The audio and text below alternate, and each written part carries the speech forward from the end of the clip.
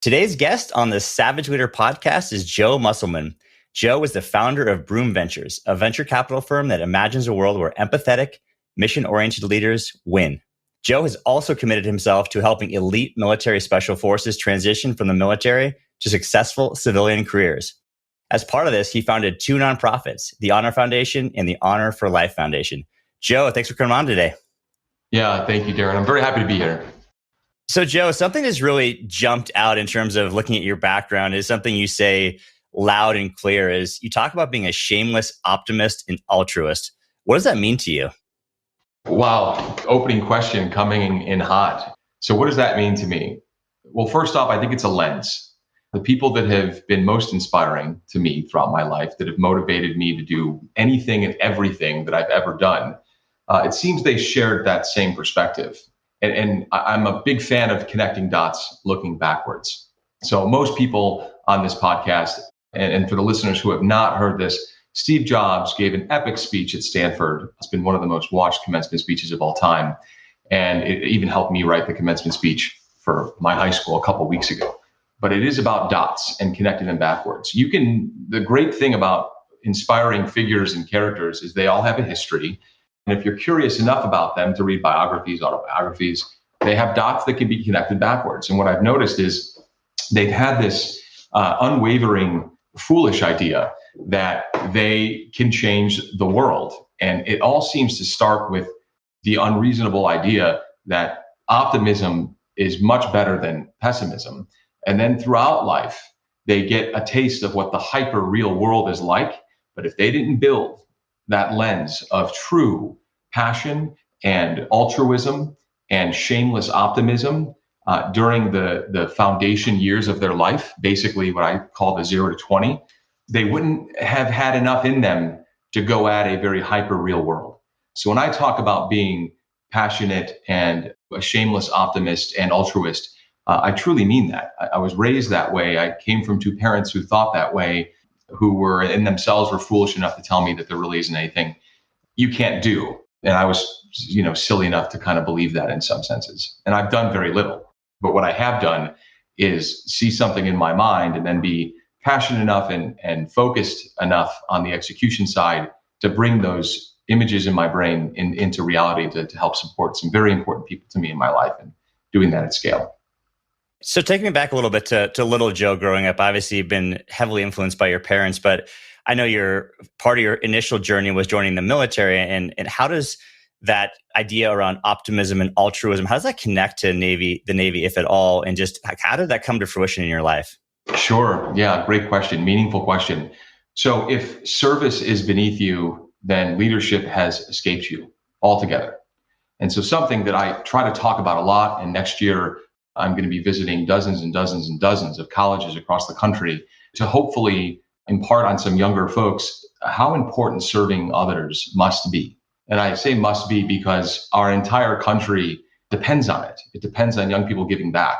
So growing up in a family, a service-oriented family, I was the 16th man in my family to serve in the military, going all the way back to World War II.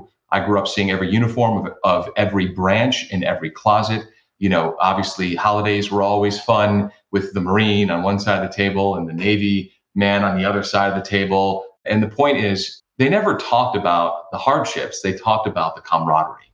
They talked about the service to others. They remember fond memories. Even those that were combat deployed look back with incredible positivity and altruism for the world, despite having seen the atrocities that happened in war. And it wasn't just the men either. I wouldn't be doing anything of any importance at all with my life if I didn't have the women in my life that I had growing up. They were teachers, they were social workers, they were doctors and nurses. It was just an amazing experience to grow up in, and I'm blessed to have had it. When I think about the service orientation of my family and how that has impacted me from a very young age, everything was always done on behalf of others. There was a lack of selfish talk growing up in my home, and it was mostly about sacrifice. I came from a very, low middle class income home, I never wanted for anything because I always thought I was wealthy. I didn't know there were other things in the world that could gauge wealth. I gauged wealth as a kid as my dad was always there. My mom was always there. I had a sister who looked out for me, and I had an extended family, an extended tribe that was big and loving and caring and loud and Italian and aggressive, and but also conversationalists and storytellers. So that whole tribe influenced me to go into the service, and it was something that I always looked up to. So you've done so many things in your career. It's extraordinary. You talk about being in the Navy and as a guest lecturer and as a board advisor and founding the Honor Foundation, which is obviously how we know each other, starting Human Futures, launching Broom Ventures. What's the thread that really connects all of those experiences? Because it's really remarkable in terms of the diversity of experiences you've had. Yeah, I know. And I guess it's a short amount of time, only for the reason that because of the first adventure into the Navy, it gave me a very different optic on time and sense of urgency. When you work with thousands of Navy SEALs and special operators, you start to look at the world urgently, that change has to happen quickly, that things are going to happen with or without you impacting the direction, but with you, you can impact the direction. So working with the community to start off with going into the Navy and then transitioning into founding and being the CEO of the Honor Foundation for about 5 to 6 years, the common thread is pretty simple. If you think about it, again, connecting dots, looking backwards to look forward, I wanted to go in the Navy after college because I wanted to serve. When I left that Navy experience, that I argue with Navy SEALs all the time that they didn't join the service to go hunt down bad people in the world, or they didn't join to go blow things up in a desert or do all the cool things of jumping out of planes. They chose to be a SEAL specifically because they have a spirit of service. That was the vehicle. So the vehicle was to become a SEAL, but the spirit of service never leaves you. And I certainly had that stain on my soul going into the military. Leaving the military, it only amplified. Going into the next adventure, founding the Honor Foundation, again, it was just an outlet into service. And then leaving the Honor Foundation and going on a listening tour that lasted nearly a full year of interviewing 100 entrepreneurs. I just duplicated what I did to found the Honor Foundation, which was interview 215 Navy SEALs across 7 states over 6 months. And then I empathized with the community I tended to lead and love. Then I moved on, leaving the Honor Foundation, to the exact same process, tightened up some features a bit. I'm a wannabe anthropologist, sociologist, no question about it. But the thread is pretty simple, and it's always been there.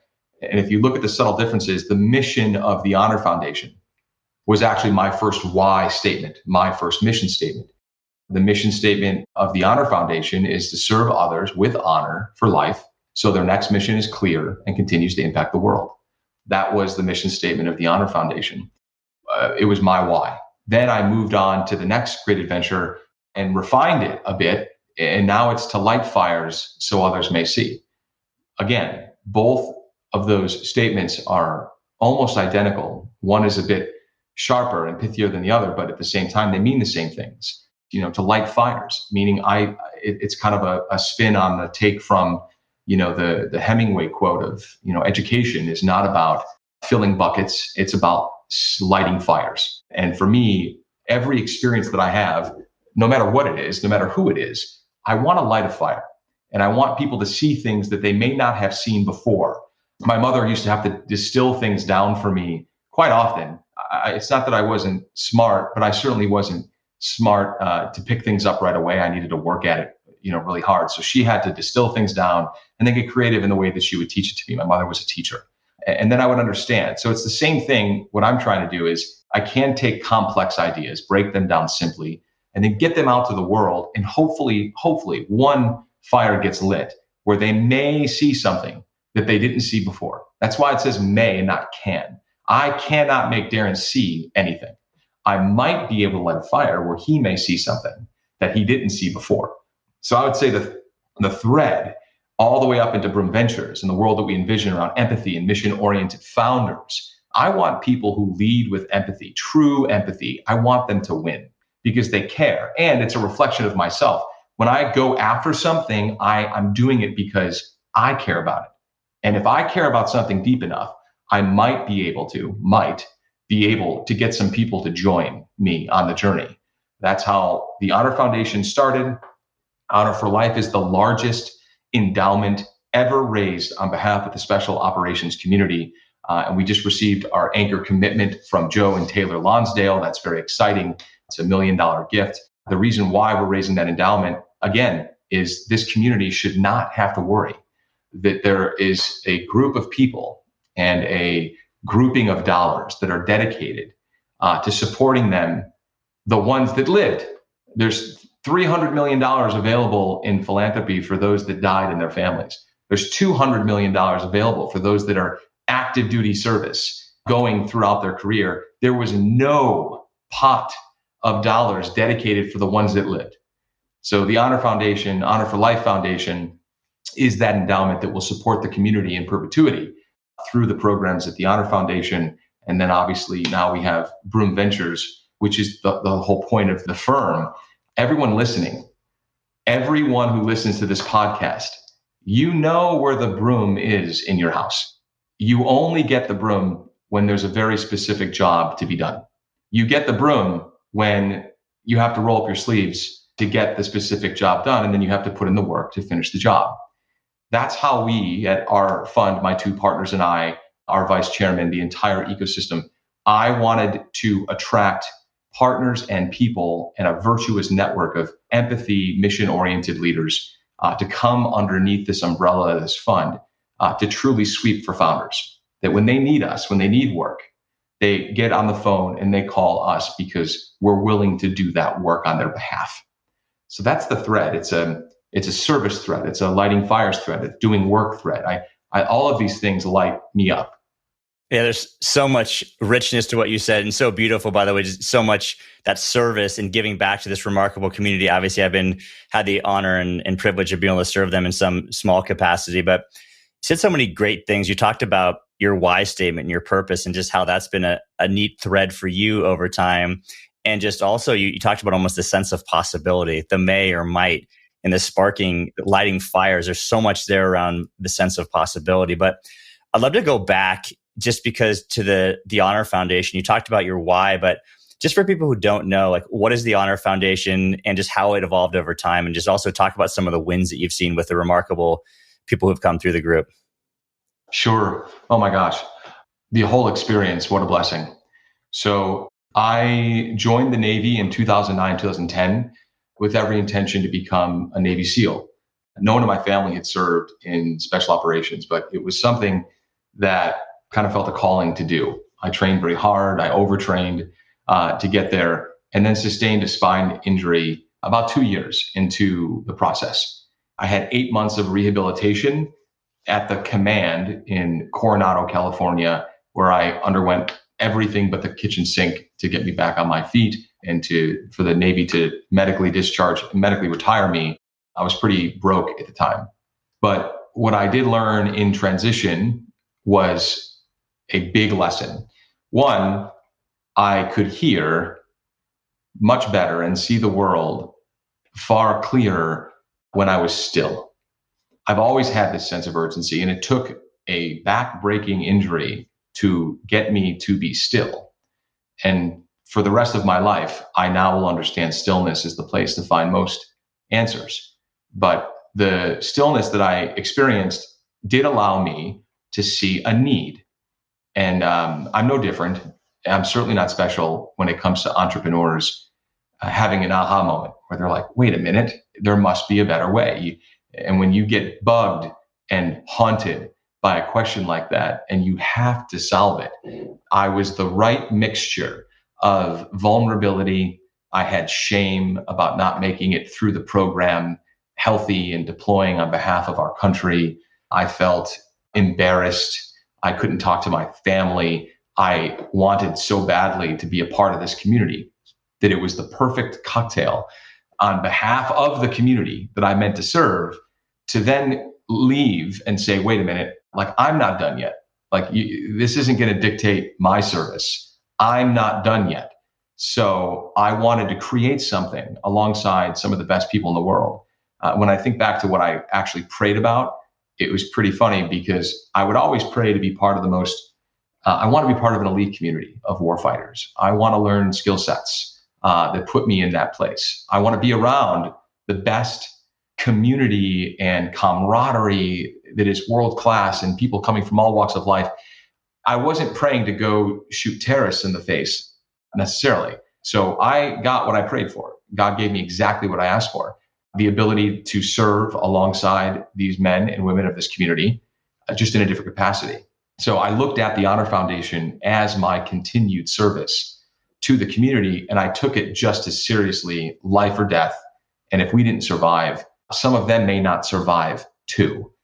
So the Honor Foundation is our nation's first career transition institute for the Navy SEAL and Special Operations community. We serve every branch of the military when it comes to special operators in transition.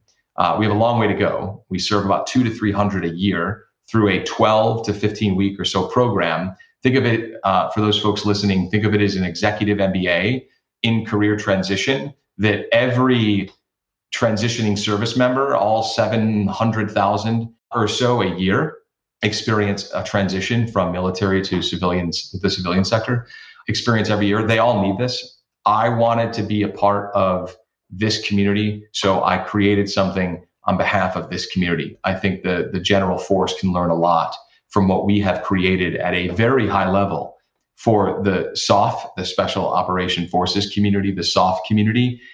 But anyways, that's what the Honor Foundation has turned into. And now it's being led by a much better man than I to be at the helm. His name is Matt Stevens. He's the CEO. He's a former Navy SEAL, 20 plus years in service. Was it the SEAL team for 18 years that nobody knows exists, but everybody knows it exists. He's doing a great job. He's built the team. He's expanded our campuses. He's done everything I could have dreamt the foundation to do, again, in a very short amount of time, because we're moving with a sense of urgency. But that's what the Honor Foundation is. I think that's what's really neat also in that story is just the fact that you stayed with your purpose, with your why, but the net result was, I would say in a lot of ways, you amplified your impact. You know, the impact you could have as an individual team member versus someone who's just made such a massive contribution to all the people who've come through the Honor Foundation.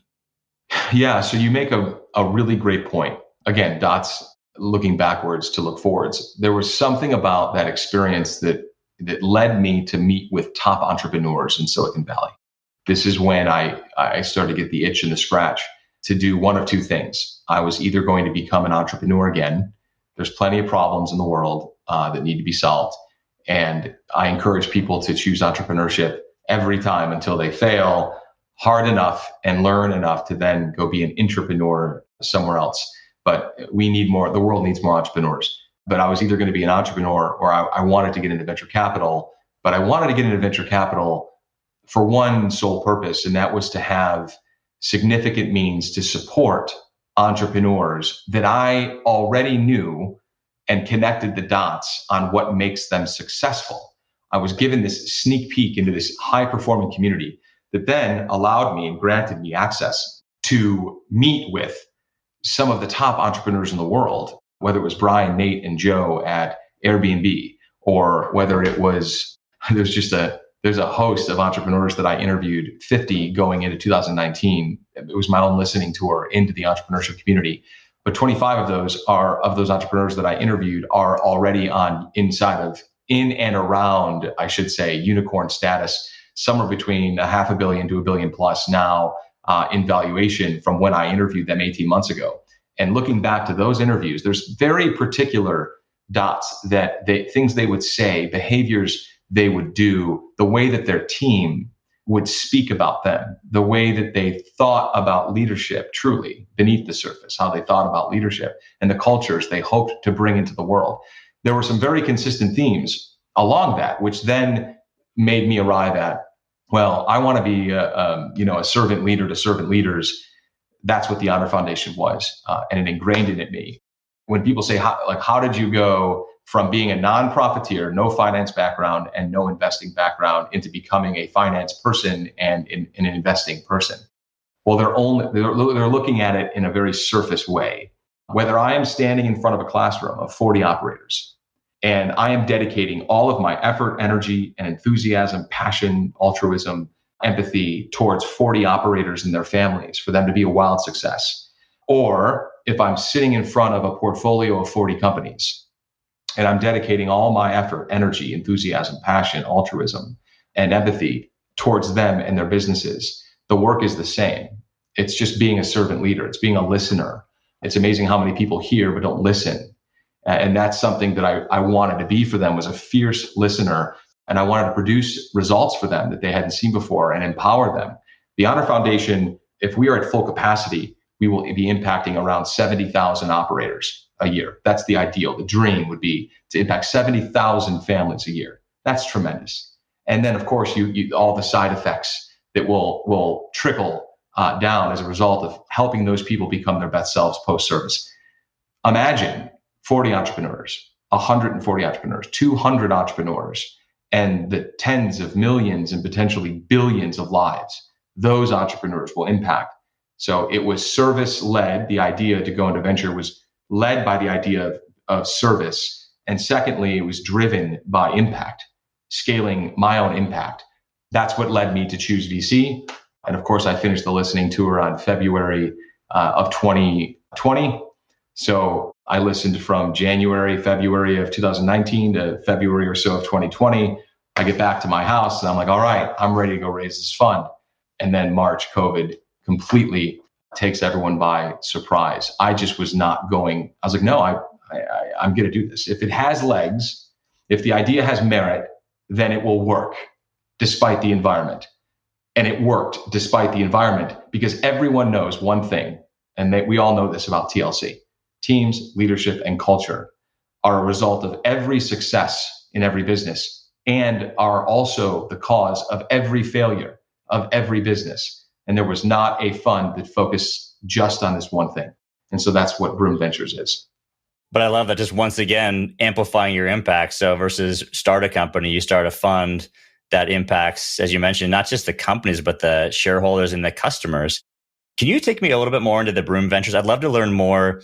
As you talk about empathetic, mission-oriented founders and helping them win, like how do you go about identifying them? How do you go about developing them? And then how does that connect to the types of companies that you work with?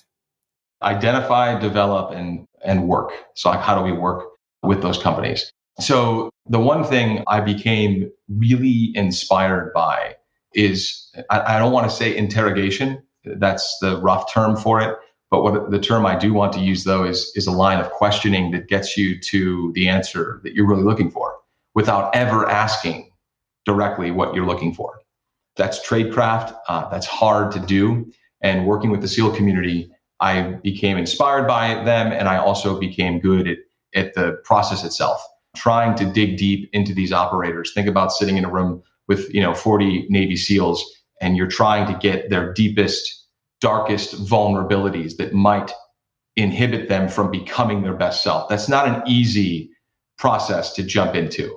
So if I can help a Navy SEAL dive into their biggest, deepest, darkest corners on the inside, then you put me in front of a 26-year-old entrepreneur, you give me an hour, I'm going to figure something out. And what I kept hearing from all of the founders is I had a very specific set of questions I would ask them, Darren, 33 to be exact. And they would come off very conversationally. You wouldn't even know you were being asked them. What a conversation that turned into 25 minutes on a calendar invite that was sent to me by their EA, then turned into a 3-hour conversation that morphed into dinner, that morphed into drinks, that now it's 2 a.m. and we're sitting there with Mr. or Mrs. Founder and we're having a very deep, real conversation. And I call that going from mission, vision, values, principles, ethos. And at the end of the day, we were finally having the conversation about ethos, the unspoken spirit that's inside of them, manifested through conversation. That's what I'm digging for constantly with every conversation I have with founders, to understand why they're doing what they're doing. Why are they doing it? I have to understand that deeply, because most likely it's from the 0 to 20 years, the 0 to 10 years of your life. I can trace back almost all of our founders and why they're doing what they're doing to the 0 to 10, believe it or not. So you ask, how do I go about kind of selecting them? Well, first, I'm one of 3. I have a wonderful team. The team has me and I have them. We really act as what I always refer to as the yin and the yang. I would be the yin, Dan would be the yang, and Jeff is that line in between. It is constantly in fluid motion with the yin and the yang, binding the two together. It's the best visual description I could have of our team. But together we are very complete. If we're talking about teams, leadership, and culture, who would we be if we assembled a poor team from the start? So that to me is a big part of the story, how we select. They are very technical. Jeff has won every math competition in the United States, Japan, China, graduated from Yale, won all these awards. Dan graduated from Princeton, and I'm in charge of community, of bringing our lens to the world and filtering in the entrepreneurs, filtering in co-investors, filtering in venture partners, and ensuring that the right people, this is what the Honor Foundation taught me, even you are a result of this. I didn't recruit you to the Honor Foundation, but someone I recruited, who then recruited someone else, recruited you to the Honor Foundation. And if I was not ruthless and ruthlessly protective, and in some cases, name called and finger pointed as, I'm sure people thought I was very difficult to work with in the early years. I didn't care. Lives were on the line. And whoever the community that protects us without knowing us, risk their lives for us, I needed to have that same type of energy and enthusiasm and filter mechanism that anyone that I was going to put in front of them needed to represent them in a sense. And I was that first line of defense. That's why our logo is a shield. A shield by definition means to protect. So that was my job at the Honor Foundation, was to make sure the right layer of people came in to then interact with the community. And you're a result of that. And now we're having a conversation years later after that was triggered. It's the same thing with Broom Ventures. I am ruthless on behalf of our team, on behalf of our entrepreneurs. This is also what I learned from the SEAL community. People talk about, time is the most valuable resource. I actually think that is completely incorrect. Time is not the most valuable resource at all, because people waste time. They waste your time, and they just waste time in general, hand over fist. What I think is the most valuable resource is what I actually have with you right now, which is attention. You can get someone's time, but to have their attention is something very different. And the SEAL community, when they're in our classroom, we have their attention for a short time. So what do we need them to know? And what do they need to know from us? It's the same concept with Broom Ventures. Entrepreneurs do not have attention to be wasted. It's their currency, especially since we invest C to A. This is the earliest stages of building something. They don't have time or attention to waste. So anyone I put in front of them, I want to make sure is the right person. Yeah, I guess incredibly powerful and important is the attention, because it is not just the amount of time, it's the quality of that time. It requires being present with those people. I mean, we could spend an hour together versus we spend 10 intentional, attentive moments together. You're gonna have so much more depth and so much more connection as well. 100%. That's exactly right. The other thing that's interesting, you mentioned, you talked about protecting the fellows that are going through the Honor Foundation, protecting the entrepreneurs. It's almost like, if I think about just business leadership in general, it's understanding what matters most. It's protecting our customers to make sure they have a world-class customer experience, protecting them to make sure we deliver the products and services that we promise to them. And we're upholding our own beliefs and values of our organization. It's so much the idea of protection. Just I see that almost as something, a thread also that just goes through leadership and just as strong organizational cultures as well. That's very true. Protection is a significant theme that runs up and down. I mean, I do everything from double opt-in emails to you name it to protect the founder's attention, to make sure that we're doing everything we can. That never takes, I think of it as a constant value add. I never want them to think that if we interact with Broom Ventures that we are looking to take away, that we're only a value add. And that takes time, a very long-term perspective for sure, to build a reputation around that. And that's what we're doing. And I think we're doing a great job of it. So you mentioned something about just getting to the ethos over a 25-minute conversation that turns into dinner and drinks and then a 2 a.m. much deeper conversation. If you don't mind sharing some tips and tricks, I mean, obviously being present and attention is important. And you mentioned tradecraft, but any thoughts and tips you can give to leaders in terms of how do you really deeply connect with someone? Because getting to someone's ethos, I mean, that made me really think, by the way, in terms of 0 to 10 and how that impacts why I do what I do. But how do you do that? How do you actually connect with someone in such a deep way? Yeah, sure. So I've developed a very specific framework, and I can talk about it generally for sure. And the framework is pretty simple. I mentioned earlier, because it's still on my mind, obviously how I could maybe have done it better or said things differently, but I gave an address to my old high school a couple of weeks ago, 2 weeks ago. And one thing, the title of it, and I created a scholarship around this, which is Tell Me What You Believe. We have plenty of academic scholarships. We have plenty of athletic scholarships.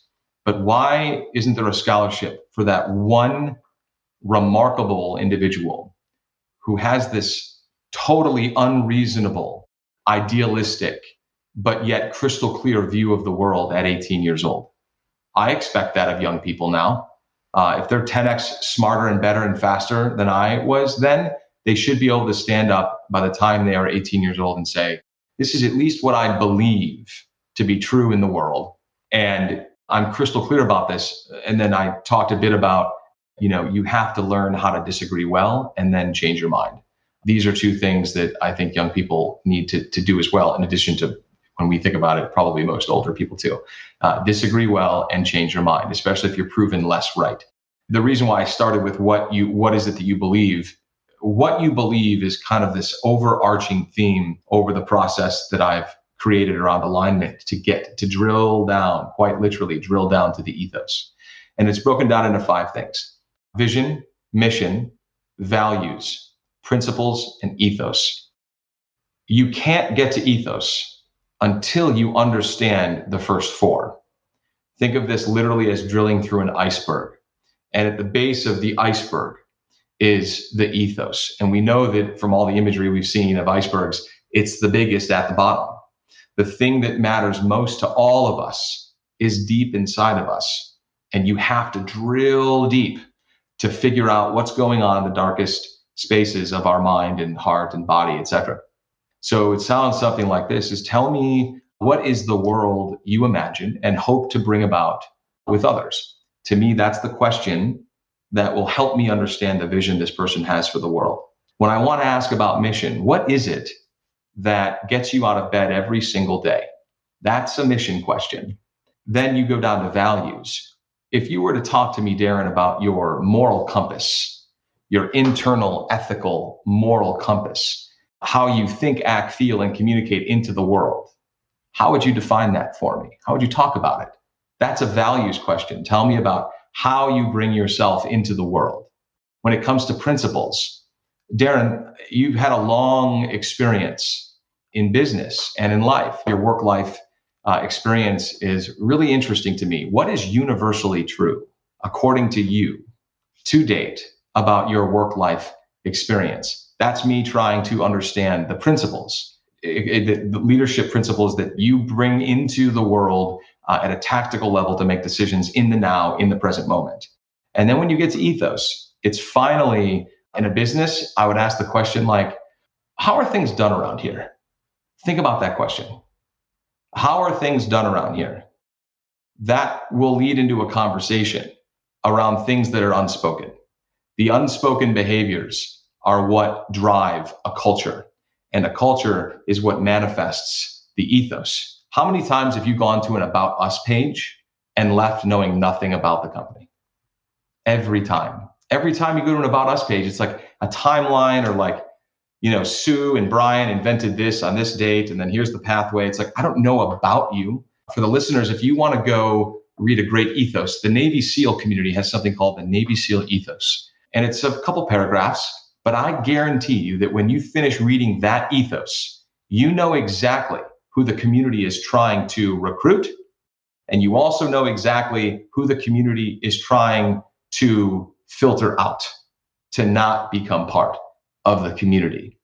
They know what they believe. When you know what you believe, the vision you see of the world is crystal clear. Why you get out of bed every single day is also crystal clear. Your values can be defined. You can talk about them like verbs, that they're happening in action. Your principles are clear, how you bring your leadership to every single moment of the day, and the ethos that lives deep inside of you. If you don't surface this, often enough, I guarantee you will be unfulfilled as a person and your business will fail. You have to know what you believe. I mean, that's so profound and so important, whether it's as an individual leader. And I've spent so much time pausing and reflecting on my values, my purpose, my why. But those are hard questions and just made me think you're recruiting people who are incredibly introspective, which I guess if they're going to have empathy for other people, which is ability to walk in their shoes, is it starts with introspection and self-awareness. But tell me how that process in terms of yields the type of leaders and types of companies that you want to send out in the world and be successful. I'm going to speak in terms of startups. So how do startups, and I'm speaking specifically to the founder CEO, not the founder chairman, not the founder SVP. I want to speak specifically to the founder CEO. There's something very unique about this role. One, you're a founder. That makes you incredibly unique. Two, you started as the CEO. You still are the CEO. Now you're the founder CEO. The founder title you'll never leave. Very few people coach founders into that in-between moment of when they have to leave the founder and become the CEO, where the founder now is kind of a title that's on the back of their t-shirt, and they'll always kind of have it there, but now they're looking forward and they have to learn how to become a CEO. There's very few people out there that coach people into becoming the CEO, making that transition that's very vulnerable for a founder, whether they admit it or not. The ones that admit it are the ones that succeed. The ones that do not are the ones that fail. We want to work with the founders that raise their hand and say, I'm a founder. Now I want to become a CEO. I need your help. I want to be coached. I want to be the best leader I can for my people because I care about them. This organization is nothing without them. So I have to be the best leader I can be for them. We fall to the level of our training, not to the level of our ability. So those that focus on training, and I want training, give it to me. I want to learn more. I want to be better. I want to work with those founders. And so when you talk about the D process, most people have this in backwards. So when I'm speaking directly to the founder CEO, one of the things we talk about is you would agree, Darren, Mr. Founder CEO, that you want to attract great teams, leadership, and then end up and arrive at a great culture, right? Of course, right? Everyone raises their hand. Yes, of course, to that question. The problem is everyone knows that teams, leadership, and culture is the perfect equation. Teams plus great leadership equals the culture that everyone wants to be a part of. But that's kind of like talking about an end state without all the symptoms that got you there. So the way I talk about and coach into organizations, we have to get clear on vision. We have to get clear on mission. We have to understand our values, principles, ethos, because that's how we will attract great teams, leadership, and culture. These are things that we attract. We attract great teams into businesses. We attract great leaders into our organization, but not until we have the words coming from the founder CEO down into the organization, up, down, and all around. Until we know what to say about ourselves, we will not attract the right teams, leadership, and end state culture. And then that has to be curated again and again and again. So when you ask about the process, it's so clear to me that when I went back and looked at the process that I interviewed, when I interviewed the 50 founders, 1 out of 10 of those founders were crystal clear on what they believed. 1 out of 10. As it turns out, that 1 out of 10 of those founders were also responsible for 90% of the revenue earned over an 18-month period. So for me, what I was trying to do is to quantify crystal clarity. If you know what you believe, it turns out you make more money. If you know what you believe, you build bigger, better companies that have more impact. So I spend time at the earliest stage with founders, helping them, their leadership teams, and their organizations understand what they believe. So they all have stories and narratives to share up into the values, mission, and vision of the company. And it's a surgical process, right? It takes a lot of time. And I wanted to be in a profession that allowed me and kind of gifted me with hard work, the kind of entryway into these companies, because we talk about Broom all the time as it's more than capital. Like capital is the easy part for a venture capitalist to provide. It's the service element, the true syndicate element, the true co-investor element that we want to bring to the table as a co-investor and as a sidecar organization. I'll be a sidecar all day that works their ass off for both our co-investors and our entrepreneurs. We want to be the value add. But it's great. I mean, you talk about that process of mission, vision, values, principles, and ethos. It starts with your recruitment process, but then it's part of the development of the strategy. So getting clear on all those things, but also it sounds like it's also in terms of how you actually develop those leaders as well. So it's a guide and a compass in so many levels. That's right. The 6 words are the end of every founder. I do not have the time. When a founder says that they do not have the time to work on these types of things, despite the body of evidence that is available to them, knowing the importance of ending with great teams, leadership, and culture, there's symptoms that come before that we have to put in play. I want to infect an organization with this thinking.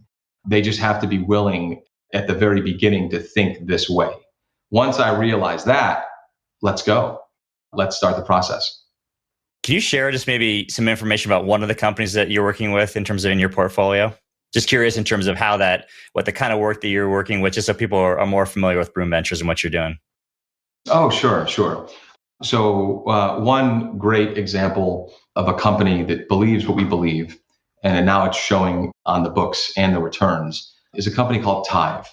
Tive is, you can visit their website, it's tive.co. And we invested in Tive at the pre-seed, and they just are finishing a very exciting round right now. And when we met with Krinar, the founder CEO, I just left Boston working with the team for a full day. It was remarkable. The executive team was in the morning, the sales team was in the evening, and leadership trickles down. And when we met with Krinar, it was, again, February, March timeframe, where we just raised some initial capital. We wanted to put it to work. And we had a conversation with Krinar. He was in what appeared to be a very kind of small apartment. He was sweating through his shirt. And when I told this story in front of the executive team, he got very embarrassed. So Krinar, I'm sorry that I'm embarrassing you yet again. But he was sweating through his shirt. He didn't know how to handle everything just yet, because I doubt that he was used to taking these type of investor calls, not in the office. His wife is behind him, like holding a kid, 2 other kids running around, making noise. He's trying to stay focused. And I remember interrupting him and saying, hey man, like, look, we know what's going on in the world. Relax. Like, we are advocates. We are here to serve you. There's nothing you could say on this call that would be right or wrong. And from that point forward, you could tell that he got into it. Trust went through the roof. And, we got to see a behind the scenes demo, and he walked us through the product as he sees it, which was, it's unique to see a founder just kind of bring us in to the fold like that. And it was beautiful. He created a platform that monitors high value shipments around the world. And I can't tell you how beautiful the design was and the platform was, and how the ease of use and all of it for this little tracker, no bigger the size of your phone. And the way he talked about teams, leadership, and culture, with answering all of my questions about vision, mission, values, principles, and ethos, and then how and what type of culture he wants to create. My 2 partners asked all the quant questions, that need to be asked. I ask all the qual questions that need to be asked.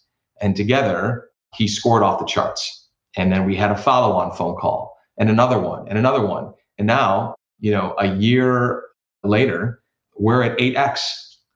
And so like again, he's proving that founders that think, act, feel, and communicate in this way are going to bring something very special to the world.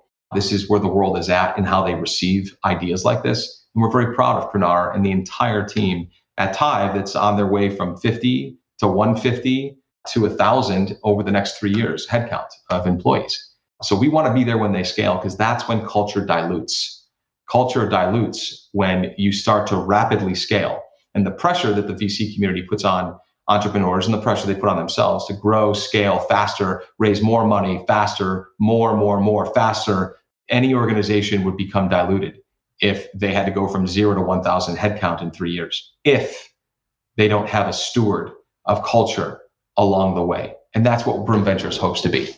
Fantastic. Great example. So I know you're an incredibly busy guy. Any final thoughts, one point of wisdom that you could share with the audience? I mean, you've just been incredibly insightful in terms of talking about your process and what you look for in organizations and your background, but any final piece of advice you'd have for us? Sure. It's a pretty simple question that's very hard to answer. It's almost two parts. Socrates said it best. He said, know thyself. If you're an individual and you're an entrepreneur speaking directly to founders and entrepreneurs, know yourself. And how do you know yourself? Well, you have to know what you believe, step two. And step two, even for the most quant engineered mind, who maybe even disqualifies the qual as being important, you still have to know what you believe. And no one is going to buy your thing if you can't articulate it and articulate it simply. And how do you articulate what you believe? I want to know about the world you imagine. I want to know why you get out of bed every single day. I want to know about your internal moral compass. I want to know what lessons in life are universally true to you based on your work-life experiences. And lastly, please explain to me what's the unspoken spirit inside of you and how you want to manifest that into the world. That's how you get to what you believe. And then when you know what you believe, you'll attract the right teams, leaders, and cultures. Yeah, that's great advice for startup CEOs, but also just even universally in terms of just having more purpose, what you believe just is going to create so much more success. But I think even more importantly, so much more joy and happiness and fulfillment in your life and your career. Yes. This is true for the mom, at home, the dad at home with children, trying to raise a family. I mean, this is universally true stuff, which is why it's timeless. It's why we're still talking about it. It's why there's a body of work on leadership. It's always mattered to get to joy and fulfillment. And I'm glad you used the word joy too. That's very true. So Joe, where can people go to find out about Broom Ventures, everything you're up to, connect with you on social media, all that? Sure. I mean, if anyone would like to kind of follow what we're up to, follow me on LinkedIn. I'm actually starting a content campaign this year over the next month or so, get some of these ideas out to more people. So just follow me on LinkedIn. And secondly, we're launching a fairly big website effort. Again, being empathetic to our audience, meaning we want to launch a very founder-centric website. But to get the updates around that, just go to broom.ventures. Give us your first name, last name, email. And when we launch this website effort, everyone will know about it. Perfect. Well, Joe, thanks so much for your time today. I really do appreciate it. Yeah. Thank you, Darren. I appreciate you very much. Thank you. Thanks for listening to today's episode of the Savage Leader Podcast. My hope is you are walking away with tactics that you can apply to become a better leader in your life and in your career. If you're looking for additional insight and tactics, be sure to check out my book titled The Savage Leader, 13 Principles to Become a Better Leader from the Inside Out. Also, be sure to subscribe to the podcast, and I would truly appreciate it if you would leave a review and also rate the podcast. Thanks, and see you all in the next episode.